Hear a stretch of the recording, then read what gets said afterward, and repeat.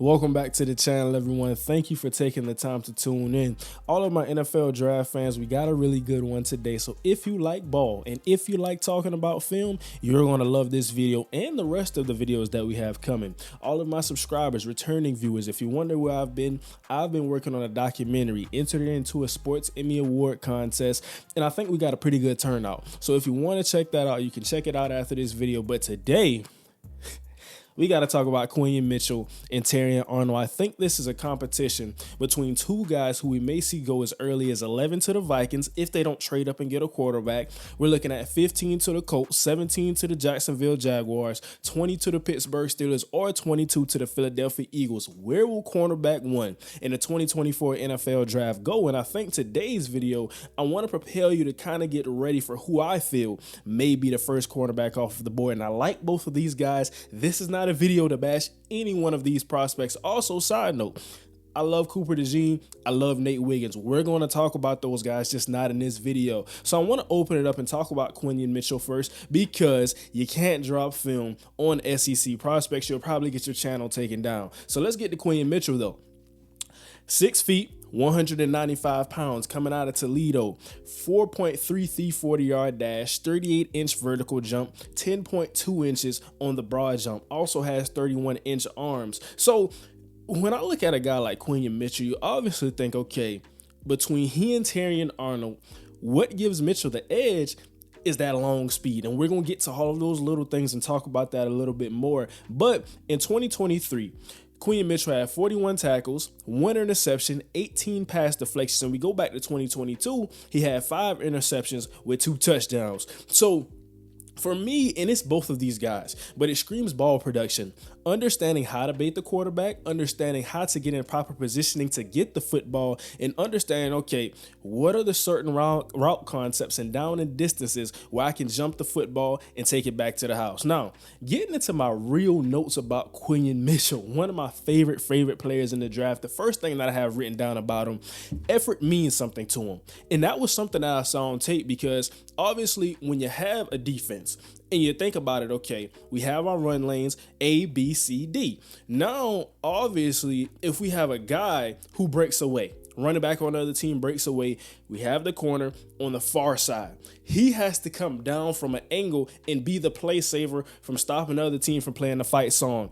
In a game versus Northern Illinois, Quinyon Mitchell had a tackle on a guy where he stopped him from a 50-yard plus game, stopped the touchdown, and he hauled tail to go make this tackle. So that was one of the first things that I saw. And you say, okay, why does that even mean something? When we talk about corner, we want to get into technique. We want to get into route recognition, those different types of things. But effort means something to Quinyon Mitchell, and that means something to me. Second note, very fluid mover in space. Now, he played a lot of off coverage in 2023, and I think when you got to the Senior Bowl, when we get to the NFL, you want to question this guy and say, okay, was this something where we talk about scheme, or is this something where we talk about preference? And I'm going to get to my preference of where I would see these guys and where I think they fit best. But looking at it, he has a very high level off coverage profile. And when I saw some of the press reps, even though there were few in 2023, I like those as well. But I'm thinking about an off man corner who can do a lot of things, and he's explosive out of his break. Now,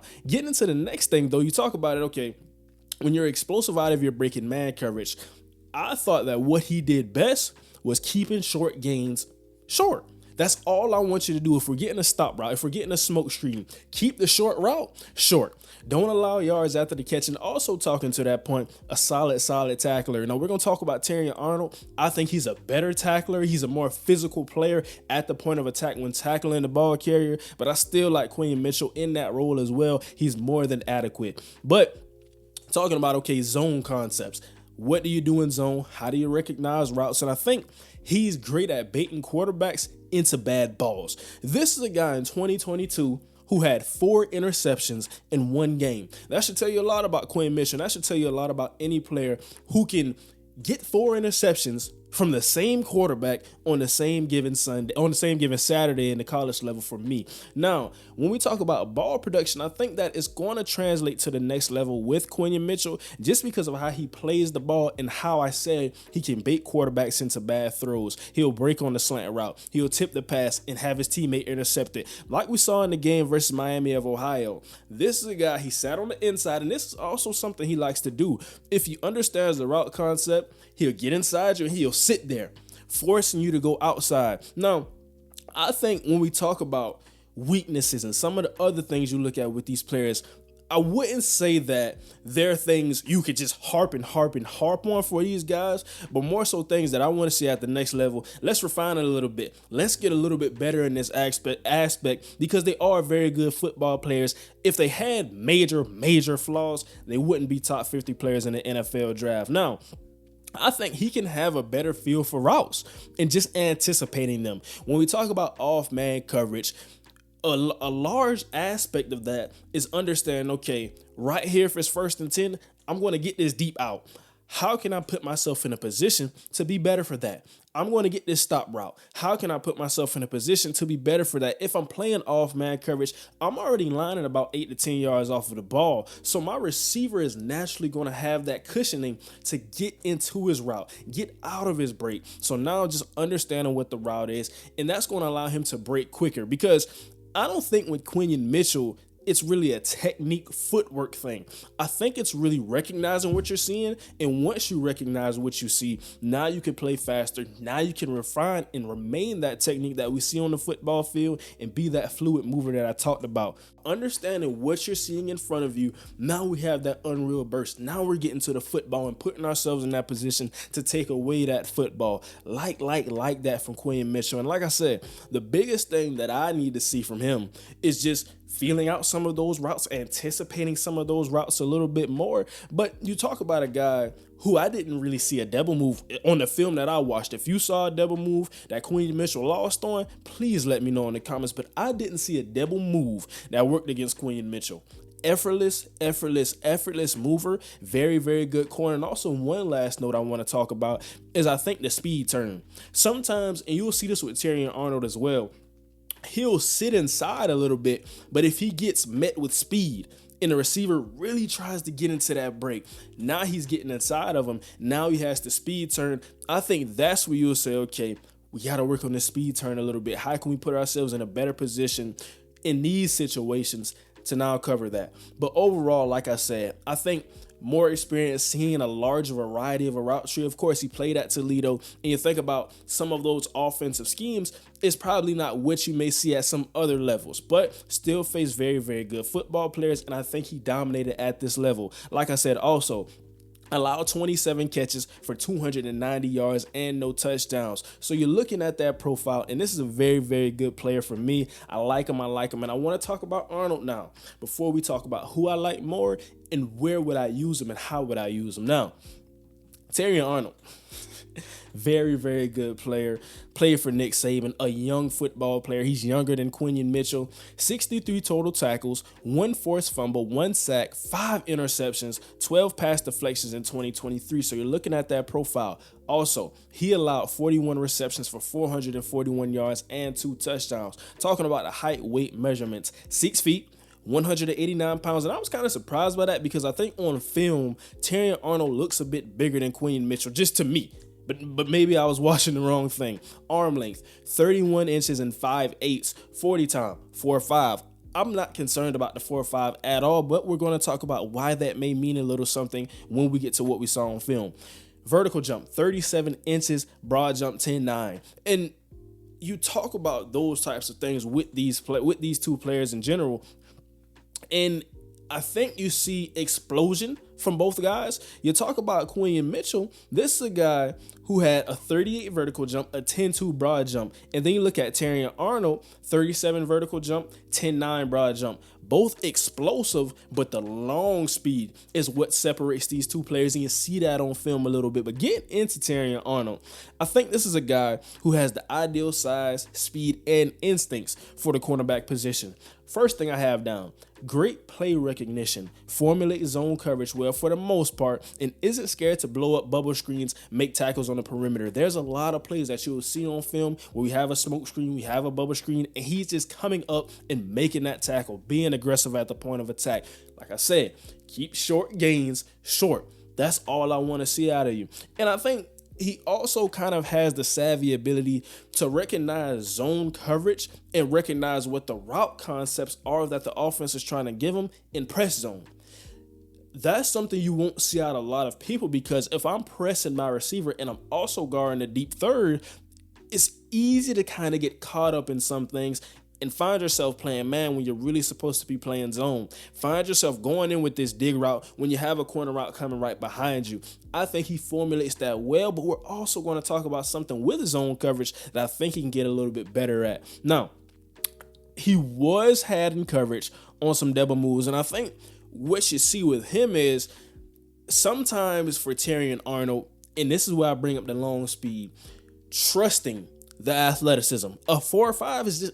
Now, we go to the Texas game, and that was one of his more poorly graded games in college football. And I think you see reps against Xavier Worthy. You see Adonai Mitchell getting down the football field on him. And I just want him to trust his feet, trust his speed a little bit more. Sometimes you'll see him get dead feet, and that's where you kind of misproject the trajectory of the football. You don't think he can go this far, or you think that, okay, I'm covering him all the way down here. There's no way this guy is going to get targeted, and sometimes he does. And then this leads into the next section where we get a little more physical than we should with our hands. And this is where I point to the Georgia game, because I saw him go against Ladd McConkey. I saw him go against some of the other receivers that Georgia had, and they kind of have those bigger body profiles. They put some of those guys, they'll slide you out on the perimeter, even if you're a bigger body guy, a traditional big slot.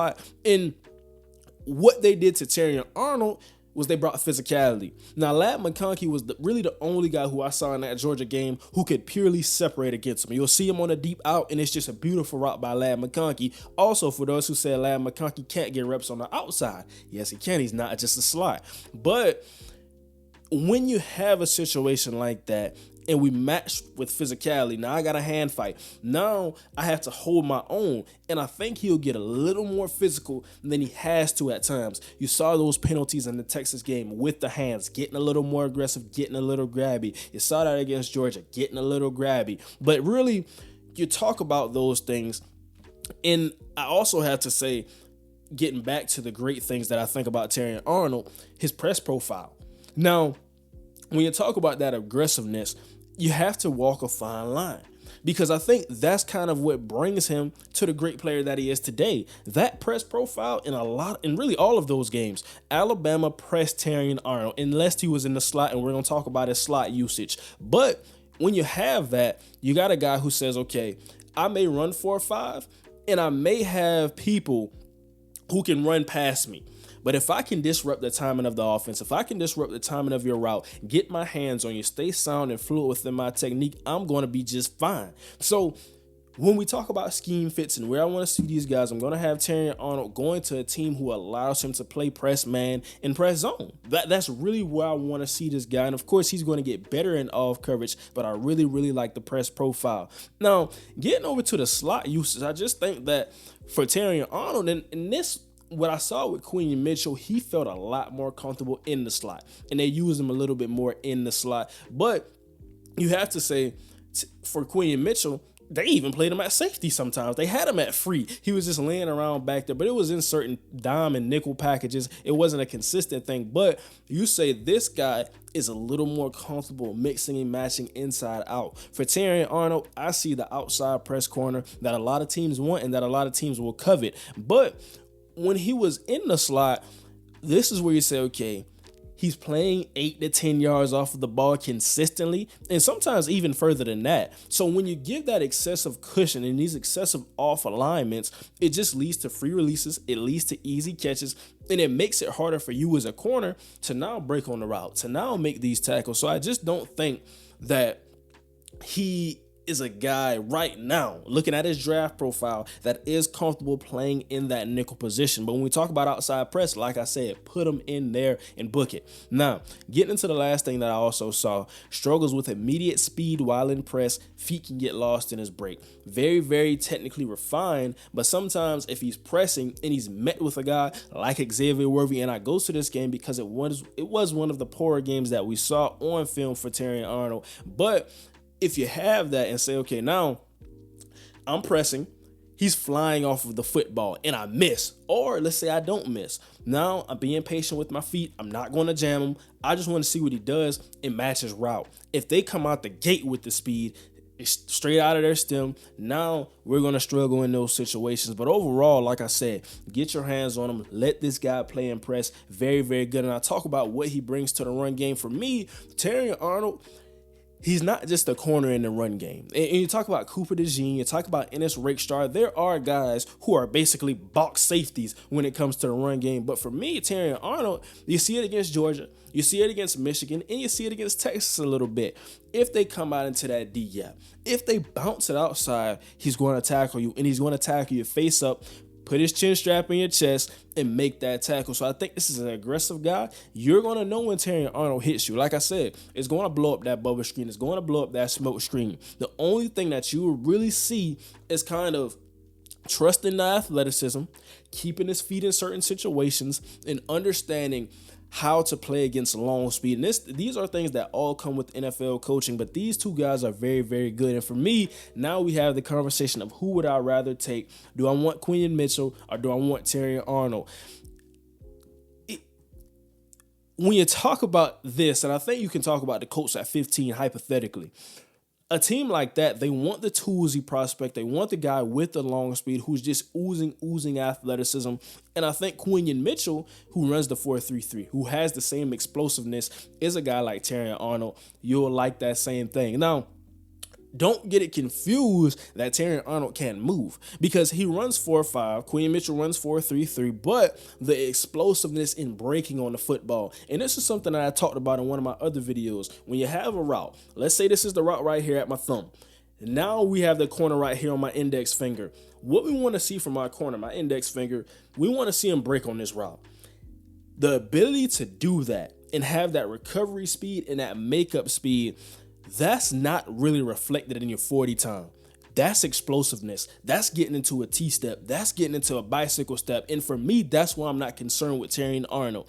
The long speed, covering the deep ball, I would like Quinyon Mitchell more. But when we talk about intermediate, we talk about that press profile, a guy who just consistently can cover, and we would trust him in the back end. I look at both of these guys for that, but I still look at Terrion Arnold as a very, very good athlete because of those things that he shows on film.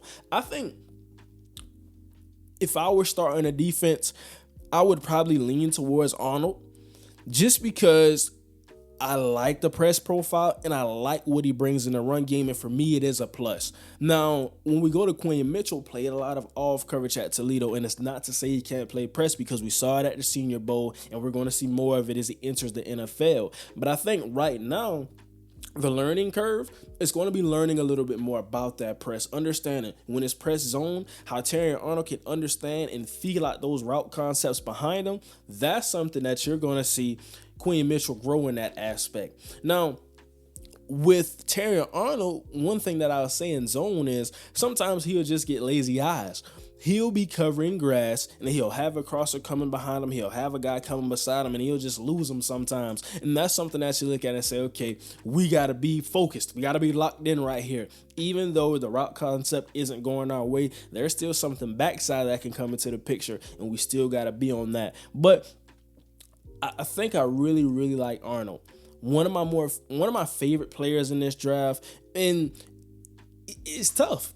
Because I look at it right now as kind of that 1A, 1B. If I want that off coverage guy who can explode out of the break, who can go with the long speed and trust that athleticism against those deep concepts, I'm looking at Quinyon Mitchell. I'm running up to the podium. But if I'm talking about that traditional press, physical style corner, I look at Terrion Arnold, and it's just, when we look at the profiles, and you have to factor the Senior Bowl in, because I think it's so important.